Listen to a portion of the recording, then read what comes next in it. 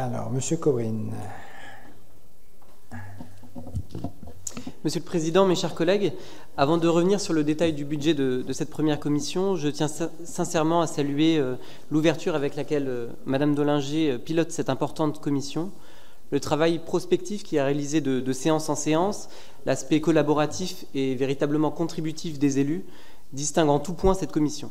Nous ne sommes évidemment pas d'accord sur tout et j'aurai l'occasion d'y revenir, mais l'existence de cet espace de débat, de travail, était à notre sens importante à saluer. De la même manière que l'ensemble des agents avec qui nous permettent de déployer ce budget et qui apportent leur contribution aussi dans les commissions de travail.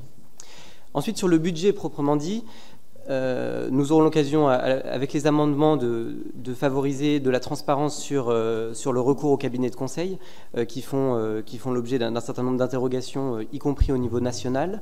Nous vous présenterons également un amendement sur l'aspect du service public, puisqu'il nous paraît important de contribuer à préserver la structure des effectifs pour avoir une fonction publique avec des agents qui sont principalement titulaires, mais on y reviendra tout à l'heure. Sur le service public, enfin, je m'étonne de la quasi-absence du volet d'égalité professionnelle femmes-hommes dans ce rapport. Le rapport, l'état des lieux qui avait été présenté à la dernière séance publique était pourtant alarmant. Dégradation de la situation des contractuels, temps partiel subi des femmes, écart de rémunération entre les femmes et les hommes pouvant aller jusqu'à 30%.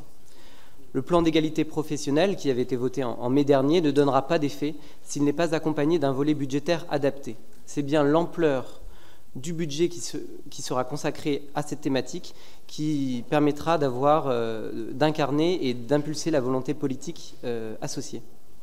Enfin, je terminerai sur la contractualisation avec les territoires. Le montant dédié passe en effet de 40 millions à 100 millions d'euros. Accompagner nos territoires, oui, bien sûr. Veiller à un aménagement équilibré du territoire, évidemment. Mais aujourd'hui, la stratégie de contractualisation n'étant pas finalisée, le budget n'étant pas territorialisé, on l'a évoqué tout à l'heure, nous ne savons pas encore dans quelle direction nous allons exactement. Et donc pour l'ensemble de ces raisons, le groupe Alsace écologiste, citoyenne et solidaire s'abstiendra sur ce budget.